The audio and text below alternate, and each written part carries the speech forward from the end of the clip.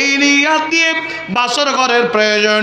বাসর ঘর হলো আর বন্ধুরে হযরতে হানজালা বিশ্ব নবীর কথা মোতাবেক নতুন জীবনে পদার্পণ করলেন।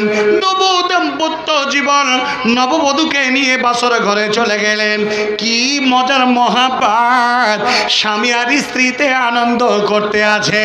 বন্ধু জেনে রাখবেন, আমাদের প্রত্যেকটা ব্যক্তির জীবনে এই আনন্দ গেছে। নতুন জীবন যখন হয়েছে, বিশ্ব নবী বলেছেন প্রথম রাত্রে যখন তোমরা বিবাহ করবে, সেই রাত্রে তোমরা বিবিকে নিয়ে তোমরা বাসর ঘর করবে, বাসর ঘরটা সাজাবে আর বিবিকে নিয়ে তোমরা সেই রাত্রে সহবাস করবে। আল্লাহ তাবারক ওয়া তাআলা রাসূলের বিধানে একটা তোমাদের বিধানকে মান্য করা হবে। অনুরূপভাবে হযরতে হানজালা আল্লাহ তাবারক ওয়া তাআলার নবীজির কথা মোতাবেক করতে আছে। রাত্রি শেষ লগ্ন, এমন অবস্থায় আল্লাহর নবী মদিনার অলিতে গলিতে একটি ডাক দিলেন।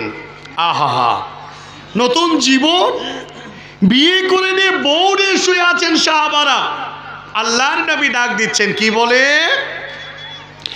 খোদার দরদি কে বাম আছো মদিনাতে, তরায়া করিয়া চলো ইসলামকে বাঁচাতে। যারা বলবেন না সুবহানাল্লাহ। খোদার দরদি কে বাপ আছো মদিনাতে, তরায়া করিয়া চলো ইসলামকে বাঁচাতে। এ কথা শুনিল যবে হানজালা সুবীর, ঘরে কোণে গিয়ে নিল হাতে শামশির।